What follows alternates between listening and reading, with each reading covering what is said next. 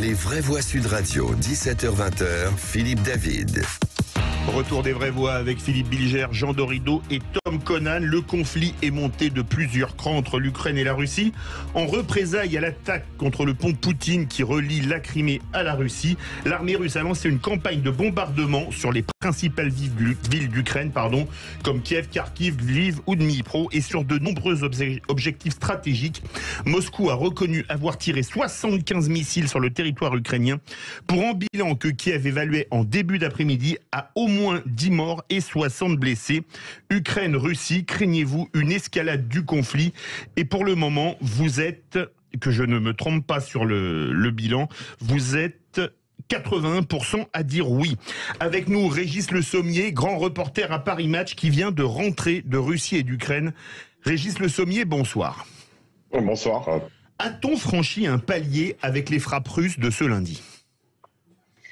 Écoutez, on franchit un palier un peu toutes les semaines dans ce conflit.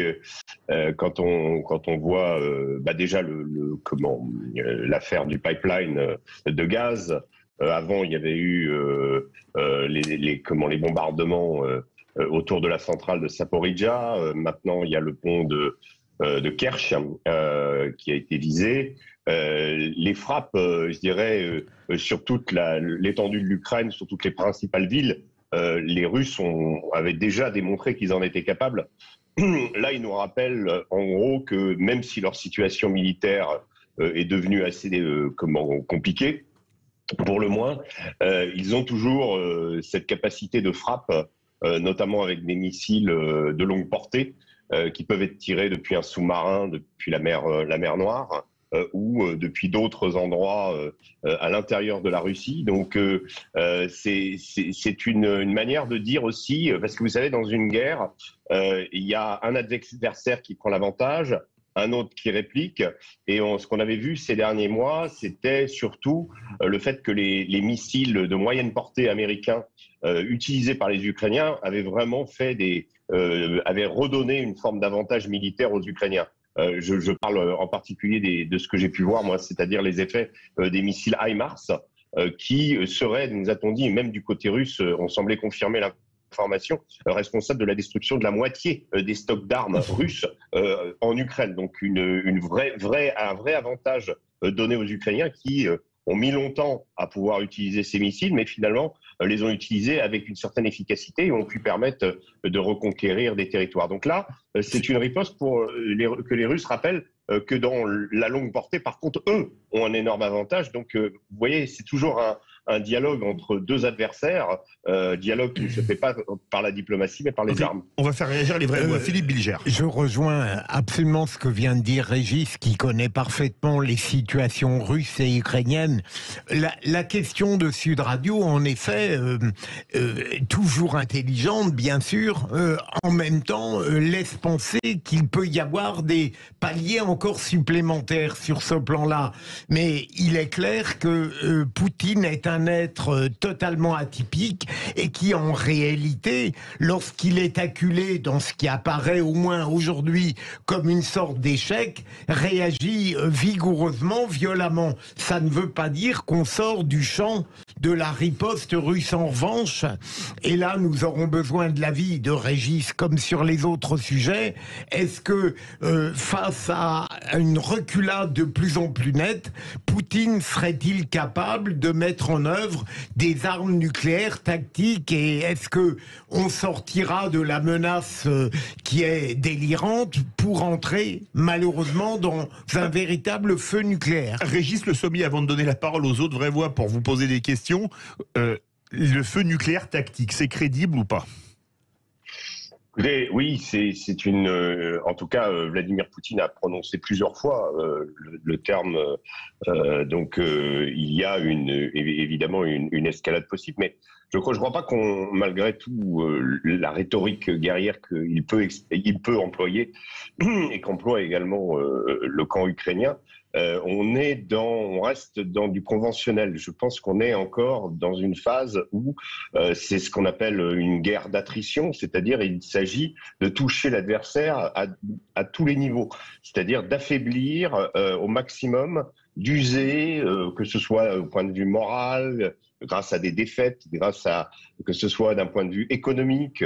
Vous parlez du pont de Kerch, mais le pont de Kerch, ce qu'il faut savoir, c'est que depuis que le trafic maritime a été arrêté dans la mer Noire et dans la mer d'Azov, à l'exception d'Odessa où les bateaux transportant du blé peuvent encore partir, parce qu'il y a eu un accord, mais le blé, en fait, des terres sur lesquelles les Russes ont mis la main, eh bien, est évacué par ce pont de Crimée. Donc, il y a un intérêt économique important. Et donc, il s'agissait pour les Ukrainiens aussi d'interrompre ça. De la même manière, moi, j'ai pu le constater, dans la zone de Zaporijjia, quand j'y étais, une ferme avec plus de 1000 vaches avait été bombardée. Pourquoi bombarder une ferme ? Tout simplement parce que c'était une ferme dans laquelle l'armée russe se ravitaillait. Donc, vous voyez un petit peu le but, c'est à chaque fois d'essayer de frapper l'adversaire là où ça lui fait mal et de l'user de façon à obtenir la victoire. Tom Conan et Jean Dorido. Je pense qu'effectivement, il ne faut pas du tout banaliser la menace de Poutine, effectivement, du faire usage de l'arme nucléaire, parce que même si on parle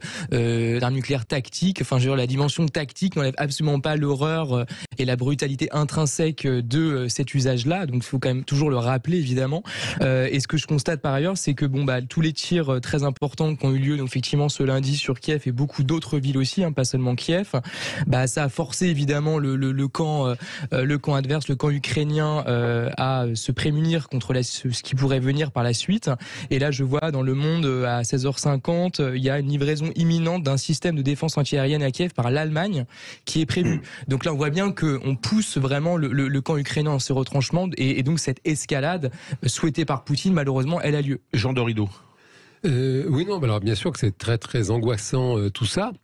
La question, c'est que imaginons, ça c'est une question que j'adresse à Régis Le Sommier, imaginons que Vladimir Poutine cherche, puisqu'on entend des commentateurs expliquer que quand même militairement la Russie est quand même de moins en moins bien, imaginons que Vladimir Poutine cherche un moyen de sortir quand même par le haut, de sortir en conservant son honneur, en gardant la face, cherche à sortir de ce conflit. Quelles pourraient être là aujourd'hui les possibilités pour que Vladimir Poutine puisse quand même en douceur mettre fin à ce terrible conflit? Régis Le Sommier. Il nous reste à peine 2 minutes.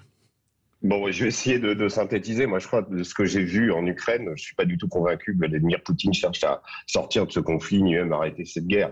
J'ai eu l'occasion de me rendre notamment à Mariupol pour constater qu'il y a encore des milliers d'habitants qui vivent dans les ruines de Mariupol, et la violence qu'a déployée la Russie pour reprendre cette ville est absolument stupéfiante. Même en regard des critères que j'ai pu observer en Syrie, en Irak, en 2 mois, la ville a été anéantie. Donc je pense que la Russie est tout à fait capable de faire ça ailleurs, y compris à Odessa et à Mykolaïev, pour parler des objectifs. Ils sont proches des zones de front. Donc attention à cette rhétorique aussi de dire oui, parce qu'il y a des victoires ukrainiennes. Il y a des victoires ukrainiennes, mais Liman et Izium ne sont pas suffisants. Il faut que l'Ukraine reprenne ou Lysychansk ou Severodonetsk, ou encore mieux Kherson, pour pouvoir marquer un coup véritable au moral de l'armée russe. Pour le moment, les Russes ont conquis à peu près 150 000 km² en Ukraine. L'Ukraine en a récupéré seulement 7 000. Donc il faut encore que l'Ukraine, militairement, soit capable de prouver qu'elle est capable de reprendre une grande ville. Et là, à ce moment-là, il y aura peut-être un tournant majeur dans le conflit, et peut-être que ça amènera Vladimir Poutine à négocier, voyant qu'il ne peut vraiment pas aller de l'avant dans ce conflit et qu'il est en train de s'enliser. Une dernière question pour une réponse courte, parce que vous êtes vraiment passionnant. Un nouveau chef de l'armée russe en Ukraine a été nommé, le général Sergueï Sourovikine, ancien de Tchétchénie et de Syrie. C'est un dur par rapport au général Alexandre Dvornikov qu'il remplace? Dvornikov, c'était celui qui avait l'artisan des grandes victoires de la Russie en Syrie. Le conflit n'est pas du tout le même. On n'est pas du tout là en Syrie, on était vraiment dans de l'asymétrique. Là, on est dans du conventionnel. Donc reprendre l'hypothèse des guerres de Tchétchénie, oui, pourquoi pas.